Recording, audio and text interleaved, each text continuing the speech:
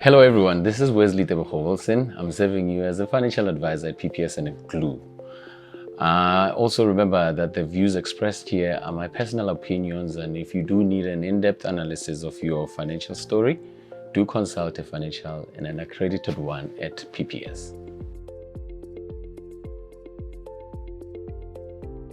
So the first thing that we need to do when you say couple, we need to first understand the marital regime as well, If they are just a couple because they are just for vibes couples, unfortunately they will have to do it individually because they don't have financial implications around their finances. But if they are married, yes, it's advisable because we look into the marital regime and also the implication that comes with the estate duty. So it is always advisable for married couples to actually have a financial plan together so that there can be transparency even in the relationship, I could imagine.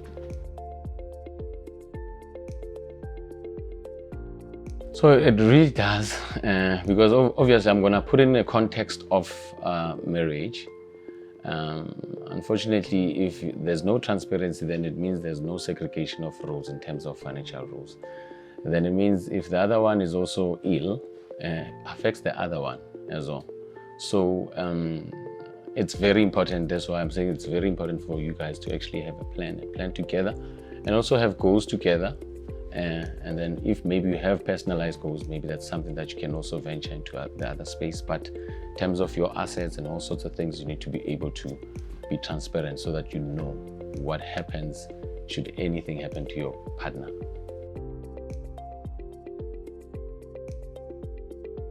Yeah, it's earlyhood in your career, in one's career. So I would imagine, if you are starting out in your 20s, you wouldn't be having kids ideally.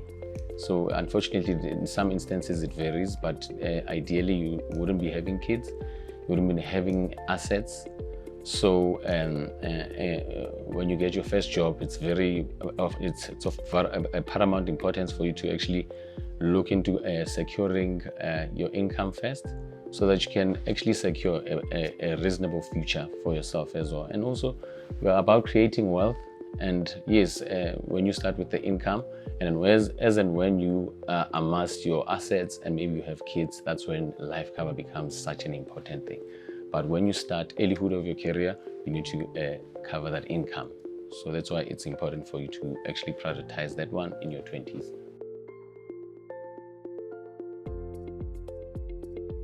Unfortunately, that's a very, very, very tricky one, because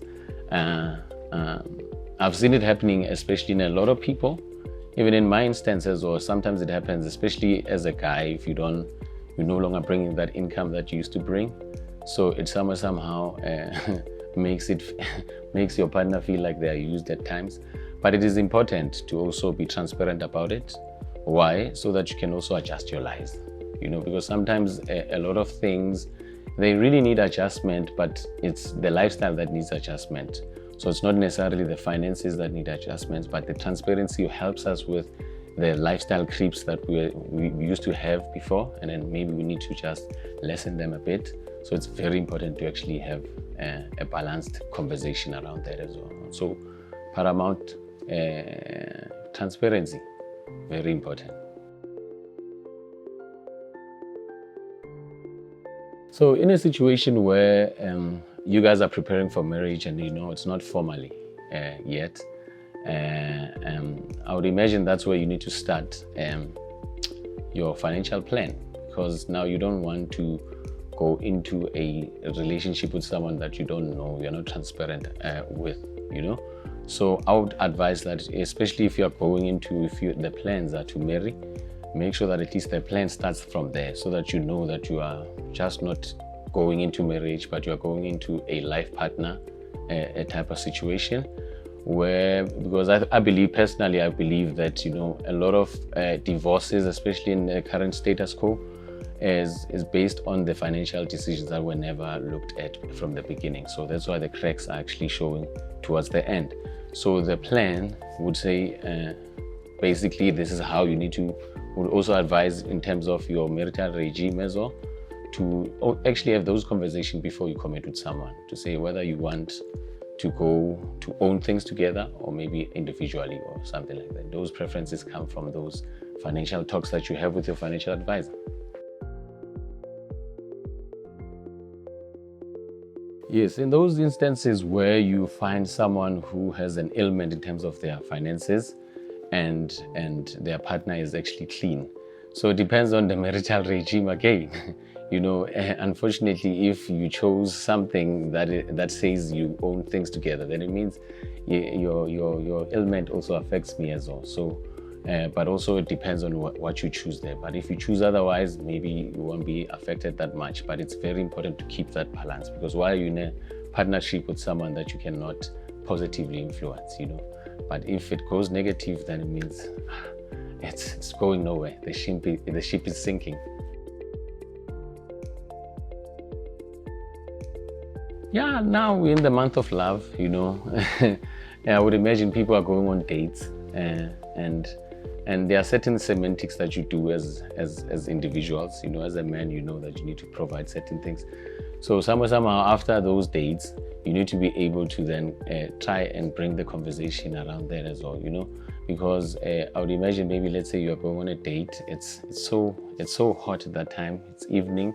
You are putting on a jacket as a guy, and then you are sweating. But so I would imagine, someone with a sleeveless, and then at that time, maybe in the morning, maybe in the evening, you were hot as a gentleman, and then later now your jacket now is serving as protective gear for the woman who's actually been out there, wearing a sleeveless.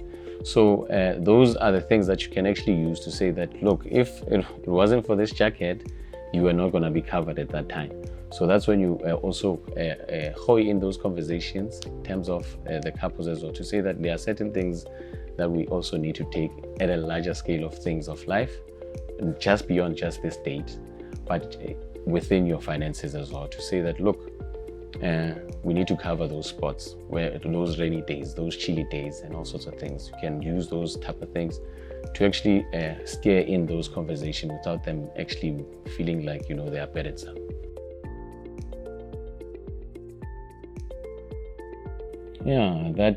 Finances are actually all about, how relational you are with people. Before, I used to have this thing of thinking that maybe some ladies are after money, and also culture is also unfair in terms of men, with the whole dowry thing.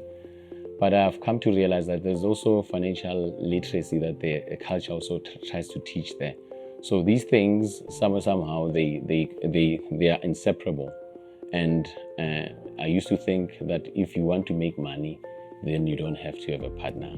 But now that I have a better understanding now, is that once you have a partner, that can be an aid to you actually making that money.